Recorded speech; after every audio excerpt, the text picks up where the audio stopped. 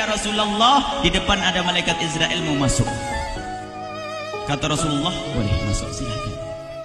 Kemudian malaikat Israel mengucapkan salam, dan setelah mengucapkan salam, malaikat Israel menawarkan, ya Rasulullah, aku disuruh oleh Allah untuk mencabut nyawamu atau membiarkan engkau. Dalam riwayat, aku disuruh oleh Allah untuk memberikan pilihan kepadamu, al-baqa' fid dunya, tetap di dunia, atau ar-rafiqal a'la, atau dengan Allah. Nabi Muhammad menjawab, ar-rafiqal a'la, dengan Allah. Kemudian setelah itu Nabi Muhammad berdoa agar umatnya selamat. Setelah ada jaminan umatnya selamat, malaikat Israel, sudahlah, cabut nyawaku kalau memang sudah waktuku. Mulailah Nabi Muhammad dicabut nyawa beliau oleh malaikat Israel. Dan di saat Nabi Muhammad mulai dicabut nyawa beliau oleh malaikat Israel, Nabi Muhammad mengatakan, mahadha, apa ini wahai Israel? Malaikat Israel kemudian menjawab, ya Rasulullah, itu adalah sakaratul maut, itu adalah sakitnya di dalam kematian. Kemudian Nabi Muhammad mengangkat tangannya sambil berucap, la ilaha illallah, inna lil mauti la sakarat. Tidak ada Tuhan selain Allah, sungguh di dalam kematian ada sakitnya, sakit kematian, yaitu sakaratul maut. Kemudian Nabi Muhammad memohon, ya Allah, Allahumma khafif alayya sakaratul maut, ya Allah, ringankan sakaratul mautku ini, ya Allah. Dijawab oleh malaikat Israel, ya Rasulullah, itu sudah aku ringankan 70 kali. Nabi Muhammad menoleh, apa malaikat Israel? Sudah kau ringankan 70 kali keringanan? Iya ya Rasulullah, sungguh aku tidak pernah mencabut seorang hamba lebih lembut dari cara mencabut nyawamu. Ini sudah aku ringankan 70 kali. Setelah itu justru Nabi Muhammad menangis, Israel, 70 kali rasanya masih sakit. Iya ya Rasulullah, memang itu sakaratul maut. Lalu bagaimana engkau mencabut umatku, wahai Israel? Allah, yang diingat siapa? Umat. Kalau engkau mencabutku dengan ringan seperti ini masih sakit, bagaimana engkau mencabut umatku, ya Israel?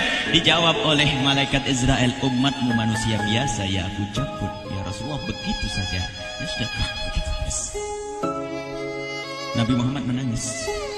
Tiba-tiba Nabi Muhammad mengangkat tangan dan memohon kepada Allah, Allah, Allah, inna lil mauti la sakarat, la ilaha illallah, inna lil mauti la sakarat, sungguh di dalam kematian ada sakaratul maut. Allahumma khaffif ala ummati sakarat maut, ya Allah, ringankan dari umatku sakaratul maut, wa thaqqil alayya, dan bebankan kepadaku.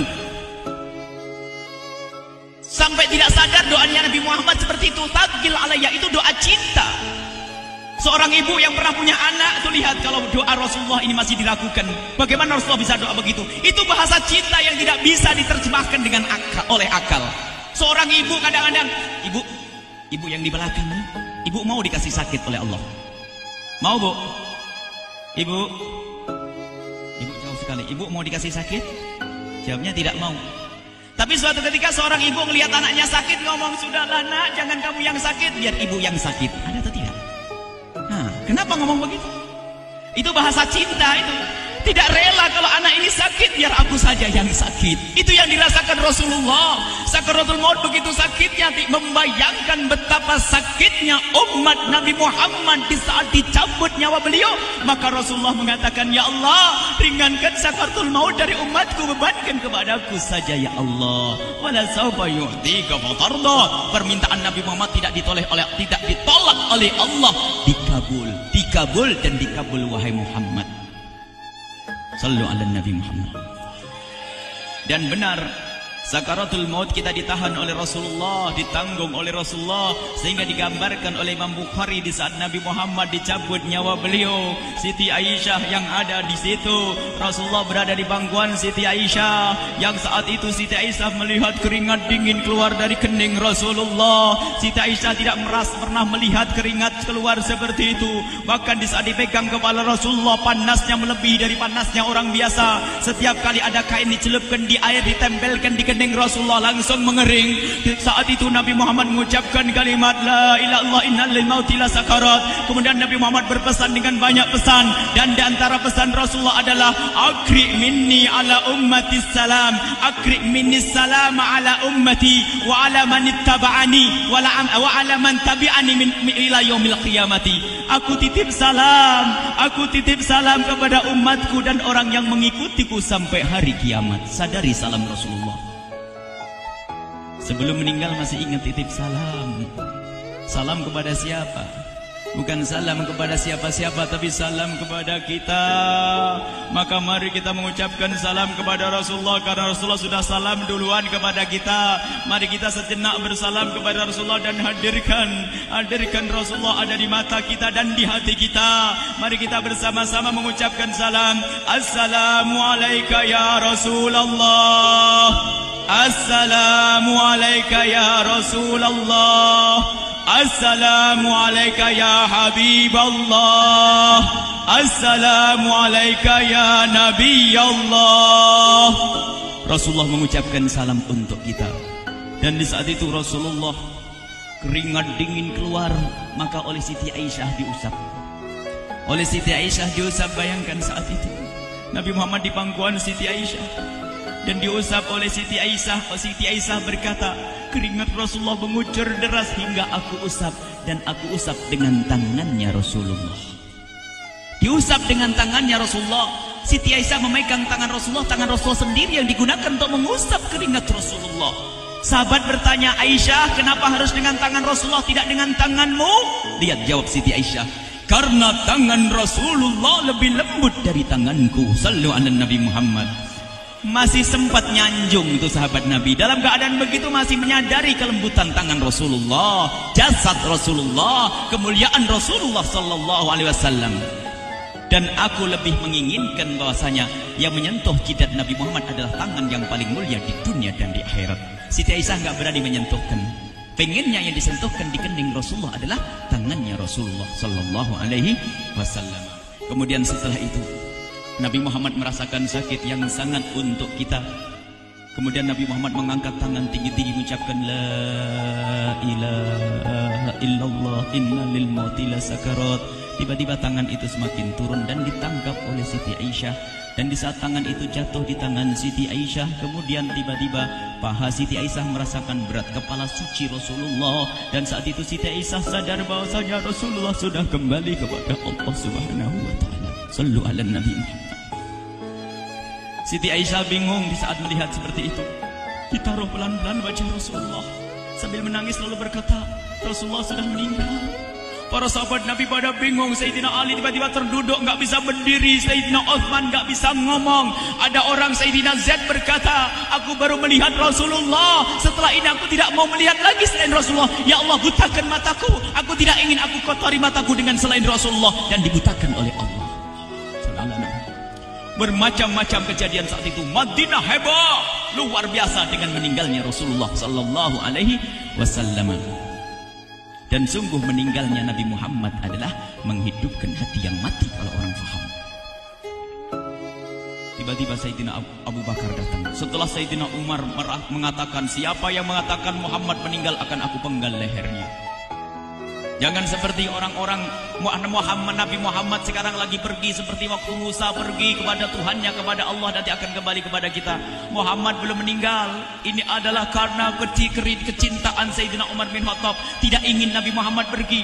Tiba-tiba datang Sayyidina Abu Bakar As-Siddiq lalu masuk ke kamarnya Rasulullah, lalu masuk kepada Rasulullah, kemudian mengecup kening Rasulullah. Dan Sayyidina Abu Bakar berkata, ya Rasulullah, tibta hayyan wa mayyita. Ya Rasulullah, engkau tetap harum dalam keadaan hidup dan harum setelah meninggal dunia. Sallu ala Nabi Muhammad.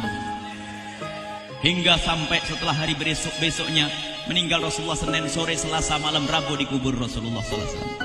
Setelah dikubur, Sayyidat Fatimah bertanya kepada Sayyidina Abdullah ibn Abbas, Sayyidina Anas, wahai Anas, hai Anas, sambil menangis Sayyidat Fatimah Zahra, hai Anas, bagaimana engkau tega?